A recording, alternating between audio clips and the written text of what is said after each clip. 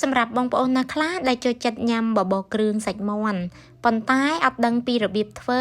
តាមពិតតិចនិចនៃការធ្វើបបរគ្រឿងសាច់មាន់នេះអត់មានអីពិបាកឯណាបងប្អូនគឺងាយស្រួលធ្វើខ្លាំងមែនតែនក្លិនក៏ឈ្ងុយចំណែកឯរសជាតិវិញក៏ឆ្ងាញ់ខ្លាំងដែរជាពិសេសត្រូវនឹងឥឡូវនេះអាកាសធាតុក្តៅត្រជាក់អញ្ចឹងទៀតបានញ៉ាំបបរគ្រឿងក្តៅនិយាយពីថាជាតិអើយសែនជាតិចំពោះការធ្វើរបស់ខ្ញុំអត់មានអីពិបាកឯណាបងប្អូនជាដំបូងគឺយើងត្រូវយកមាន់មកលាងសម្អាតឲ្យស្អាត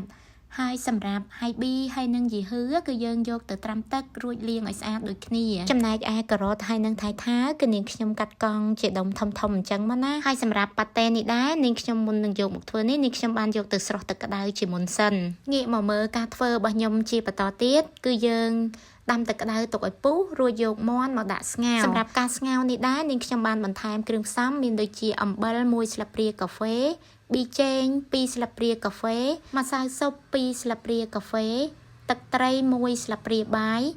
ស្ករត្នោត1ចុងស្លាបព្រាបាយហើយចុងក្រោយនាងខ្ញុំបានបន្ថែមយីហឺហើយនឹងហៃប៊ីសម្រាប់ការរំងាស់ទឹកស៊ុបមុនអញ្ចឹងដើម្បីឲ្យបបររបស់យើងមានរសជាតិឆ្ងាញ់ជាពិសេសទឹកស៊ុបរបស់យើងឡើងផ្អែមមានជាតិឆ្ងាញ់តែម្ដងមើលតែថាយើងដាក់គ្រឿងក្រៅត្រូវចិត្តអស់ហើយនាងខ្ញុំបានចាក់ការ៉ុតជាមួយនឹងថៃថាចូលរំងាស់ជាមួយគ្នាហើយសម្រាប់ការរំងាស់ទឹកស៊ុបនេះដែរនាងខ្ញុំប្រើពេលកន្លះម៉ោងចន្លោះពេលរងចាំសាច់មាន់យើងឆ្អិននាងខ្ញុំបានមករំលីងខ្ទឹមឲ្យឡើងក្លិនឈ្ងុយដើម្បីទុកដាក់ពីលើបបរមាន់របស់យើងពេលដែលយើងដួសញ៉ាំហើយទុកពាក់កណ្ដាលទៀតដើម្បីយើងឆាអង្ករសម្រាប់ការធ្វើបបរមាន់យកអង្ករទៅឆាមុនអញ្ចឹងគឺមានរសជាតិឆ្ងាញ់ណាបងប្អូនមើលតែថាអង្កររបស់យើងឆារៀងឡើងក្លិនឈ្ងុយបន្តិចហើយនាងខ្ញុំបានដាក់គ្រឿងផ្សំមានដូចជាយីហឺជាមួយនឹងហៃប៊ីហ្នឹង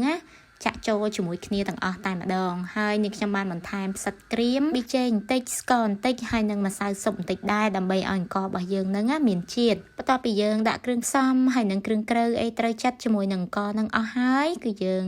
អាចយកអង្ករហ្នឹងទៅចាក់នៅក្នុងទឹកស៊ុបដែលយើងបានរំងាស់មិញនឹងបានទេណាបន្ទាប់ពីយើងចាក់អង្ករដែលយើងឆាចូលទឹកស៊ុបរួចរាល់ហើយយើងបន្តរំងាស់ពី15ទៅ20នាទីទៀតដើម្បីឲ្យអង្កររបស់យើងនឹងឆ្អិនល្អហើយបបររបស់យើងក៏ខាប់ល្អផងដែរមើលតែថាអង្កររបស់យើងរៀងរីកបន្តិចហើយនាងខ្ញុំបានចាក់ប៉ាតេចូលរំងាស់ជាមួយគ្នាតែម្ដងបន្ទាប់ពីនាងខ្ញុំបានដាក់គ្រឿងផ្សំជាមួយនឹងគ្រឿងក្រៅត្រូវចិត្តអស់ហើយឥឡូវយើងចាប់ផ្ដើមភ្លក់តែម្ដងឃើញថារសជាតិបបរគ្រឿងរបស់យើងល្មមឆ្ងាញ់តែម្ដងបងប្អូនហើយបើសម្រាប់ទឹកស៊ុបនេះវិញបងប្អូនហើយហត់មកឡើងជាតិជាពិសេសបានមាន់ស្រែយកមកធ្វើអញ្ចឹងទៀតនិយាយពីថាអូយរសជាតិញ៉ាំហើយនាងខ្ញុំធានាថាដឹងតែជាប់ចិត្តហើយណាបងប្អូនមើលតែថាបបរយើងឆ្អិនគឺយើងអាចរៀបចំដួសដាក់ចានញ៉ាំបានហើយណារួចយើងបន្ថែមសាច់មាន់ភ្លៅមាន់ផ្សិតការ៉ុតហើយនឹងឆៃថាវអីអញ្ចឹងមកណាបងប្អូនជាពិសេសចុងក្រោយកុំភ្លេចឲ្យសោះនេះស្លឹកជី